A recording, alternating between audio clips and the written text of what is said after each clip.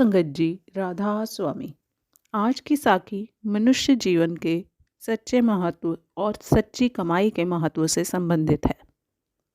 धर्मदास एक अमीर व्यापारी था और कबीर साहिब के काफ़ी निकट था, क्योंकि पिछले कई जन्मों में भी वह उनका साथी रह चुका था। कबीर साहिब उसे मुक्त कराना चाहते थे। एक दिन जब धर्मदास ठाकुरों की पूजा कर रहा था, तो कबीर साहिब वहां प्रकट होकर उसके पीछे खड़े हो गए। जब वह पूजा कर चुका तो कबीर साहिब उसके ठाकुरों की ओर इशारा करके बोले, ये जो बड़े हैं ये तो 2 शेर के बाट होंगे, और जो छोटे छोटे हैं वे क्या हैं, छटांके। यह सुनकर धर्मदास को बहुत गुस्सा आया कि कबीर साहिब ठाकुरों की बेइज्जती कर रहे हैं। फिर बोले, बताओ ये कभी बोले भी हैं? यह कहकर वह आलोप हो गए। अब धर्मदास ने विचार किया कि बोले तो कभी नहीं, बात तो ठीक है, मुझे कितना वक्त हो गया पूजा करते।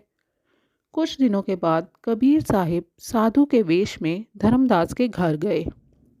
उस समय धर्मदास एक चूल्हे में आग जला रहा था और उसकी पत्नी आमना उसके पास बैठी थी।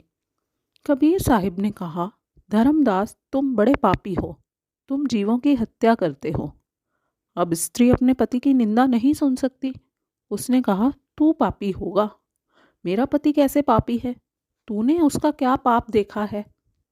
कबीर साहिब ने कहा, धर्मदास तुम जो लकड़ी जला रहे हो उसको फाड़ कर देखो। जब फाड़ कर देखा तो उसके अंदर से जिंदा और जले हुए सैकड़ों कीड़े निकले। कबीर साहिब ने कहा, देखो तुमने कितनों जीव जलाए हैं, यह पाप नहीं तो और क्या है? यह कहकर वह फिर आलोप हो गए। धर्मदास ने सोचा कि बात तो सच्ची कही है, एक दिन पहले भी यह साधु मिला था। अगर मेरी स्त्री नाराज न होती तो मैं परमात्मा के घर का उससे रास्ता पूछता। अपने ऊपर इल्जाम न लेने की गरज से धर्मदास की पत्नी ने उससे कहा, आपके पास करोड़ों रुपए हैं, यज्ञ करें। वह खुद ही यज्ञ में आ जाएगा, साधुओं की क्या कमी है, गुड़ पर मक्खियाँ तो आती ही हैं। धर्मदास ने काशी में कई यज्ञ किए, लेकिन कबीर साहिब वहाँ ना आए। दूसरी जगह किए, लेकिन कबीर साहिब वहाँ भी ना आए। गंगा के पास यज्ञ किए, लेकिन कबीर साहब को ना ही आना था और ना ही आए।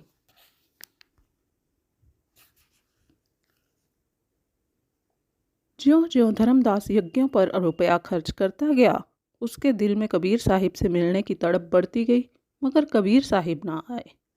धर्मदास ने अपनी सारी संपत्ति बेचकर यज्ञों में लगा दी, लेकिन फिर भी कबीर साहिब ना आए। जब सारा रुपया खर्च हो गया और कबीर साहिब भी ना आए तो वह बहुत निराश हुआ। हार कर बोला, रुपया भी गया, साधु भी ना मिला, अब घर जाकर क्या करूँगा? यमुना नदी में डूबकर मर जाऊं। सोचा, मगर आबादी के नज़दीक डूबकर मरूंगा तो लोग पकड़कर निकाल लेंगे, चलो कहीं दूर जाकर डूब मरूं। जब बस्ती से दूर गया तो आगे कबीर साहिब बैठे थे। चरणों पर गिर पड़ा, बोला कि मैंने आपके लिए यह किया वह किया। कबीर साहिब ने कहा, देख धर्मदास, मैं इसलिए ही नहीं आया कि जब तक तुम्हारा धन में मोह था तुम नाम की दीक्षा के योग्य नहीं थे, और अगर मैं पहले आकर मिलता तो तू कहता यह लालची है।